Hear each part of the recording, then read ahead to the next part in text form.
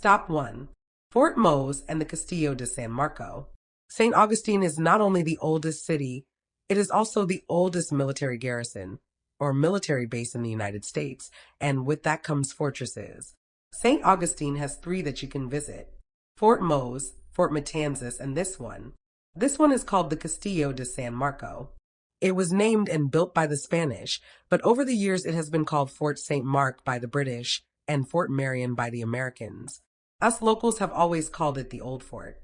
This structure took 23 years to build, and the first work crew in 1672 consisted of 9 enslaved African people who were rented from local townspeople, as well as enslaved native people. Enslaved people rented to the Spanish from native people paid in corn and liquor, and an assortment of criminals sent from Cuba, Hispaniola, Puerto Rico, and Spain to St. Augustine, specifically to work on this fort.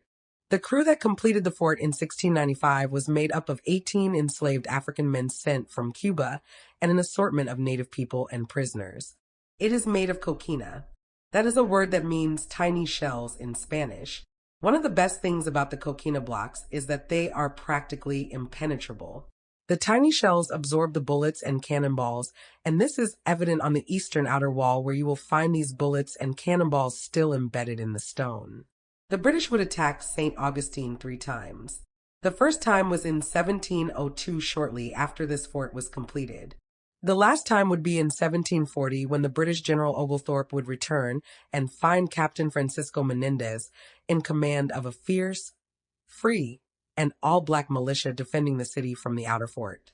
Fort Mose. Captain Francisco Menendez, Gambian, 1704 to 1770. The Battle of Bloody Fort Mose in October of 1687, 11 Catholic, enslaved African people made it to St. Augustine seeking freedom. 8 men, 2 women, and a nursing baby. As more Catholic enslaved people realized freedom was available for them in Catholic and Spanish Florida, more came. By 1693, King Charles II of Spain issued a royal proclamation that any enslaved person that could make it to Spanish Florida, become Catholic, and pledge allegiance to Spain would be free. In 1738, the first free black military base in America was built just north of the city gates. Gracia Real de Santa Teresa de Mose, aka Fort Mose.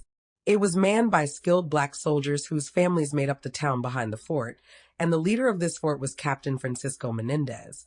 Captain Menendez was born Mandinka in Gambia around 1704.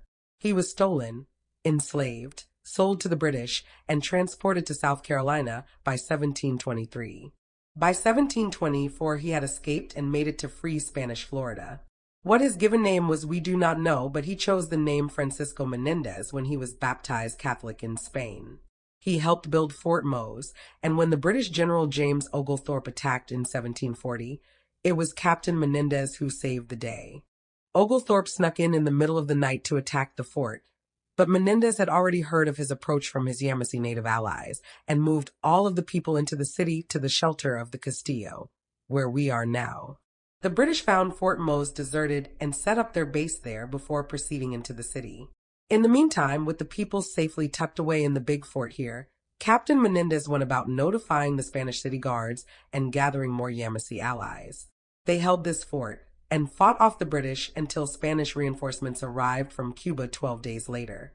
Then, on that hot night in June, Captain Menendez led 300 men into the British camp at Fort Mose, and they attacked, successfully reclaiming the town. The British retreated back to Georgia and would not attack St. Augustine again. 20 years later, in 1763, the Treaty of Paris would hand off Spanish Florida to the British, and all of the occupants of Fort Mose and St. Augustine would be given free passage to Cuba, Hispaniola, or Puerto Rico. Captain Menendez would become a corsair, or pirate for the Spanish Empire, and eventually retire with a pension from the crown in Havana, Cuba, passing away there around 1770. Let's fast forward into 1980, the year when the first African American would be appointed to the position of National Park Superintendent, right here at this fort. It didn't hurt that she was also the first woman National Park Superintendent as well. National Park Superintendent Martha B. Akins. This place was never as clean as you see it now before Superintendent Akins. In the 1970s, there wasn't a gate over the bridge, and people hung out in here. There were parties at night, picnics during the day, and no one bothered to clean up any of the trash or graffiti. When Superintendent Akins put the gate up, it marked the beginning of the preservation of the oldest masonry structure in America. She also renovated the offices, giving the employees some much-needed air conditioning, which improved morale and regular maintenance.